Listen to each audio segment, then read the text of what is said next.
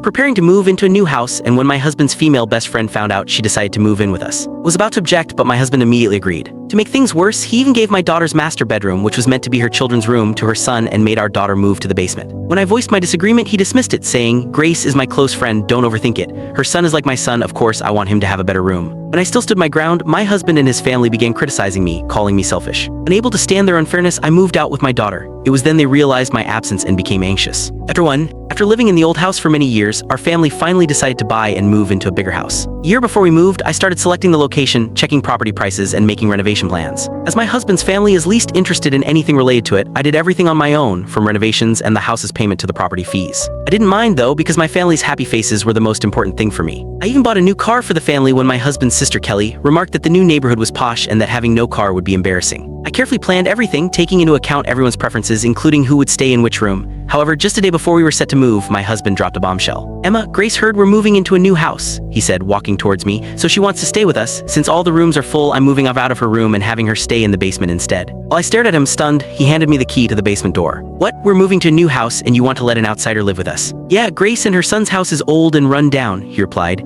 "Now that we have a new house, of course, I want them to stay with us." "Oh really, Jason?" I snapped. "When my parents wanted to stay for a couple of days after we move in, you firmly said you don't like having outsiders in the house. Now aren't Grace and her son outsiders?" Jason frowned and looked at me. "Are you crazy? How can you compare your parents to Grace?" He frowned. "We grew up together and in my heart, we're family. House has no extra rooms, so Ava has to stay in the basement." I glanced at the basement. It was next to sewage pipes and right by the elevator, hence so noisy. "So you will give your daughter's sunny room to your best friend and make her stay alone in a windowless, poorly ventilated, dark and damp basement. What's wrong with the basement? If it's too dark, we can turn on more lights. In that room, she can sing and jump around without anyone bothering her. She'll have more freedom." Every word coming out of his mouth shot up my anger, but I kept my composure and looked at my in-laws, hopping for support. "Women are always so petty," my father-in-law muttered with dissatisfaction and settled on the couch while my mother-in-law approached me. "Emma, Jason and Grace have been close since they were little, and right now Grace is having a tough time raising her son alone. Jason just wants to help her out. I'm sure Ava can manage. It's just a matter of sleeping at night after all." "Yes, and dear sister-in-law, Ava is healthy while Grace's son is weak," my husband's sister Kelly chimed in while coming out of the bathroom. "The doctor said he needs more sunlight and Ava's only room gets plenty of sunshine." Everyone sounded so absurd that I almost laughed and hugged my daughter who was on the verge of tears. "The way you all are siding with them, I feel Grace's son is Jason's biological son and your grandson, not Ava." "What nonsense are you talking?" Jason's face darkened. "Grace was raised by my parents. We're like a family and now they have no place to stay, so of course they will live with us. I just don't understand why you are making this big fuss about Ava staying in the basement. What is the harm?" Before I could fight back, the doorbell rang. Kelly rushed to answer it only to find Grace and her son standing at the door with 2 huge suitcases. Chapter 2. "Grace, we all were waiting for you. Come in quickly." Kelly happily greeted Grace and her son at the door.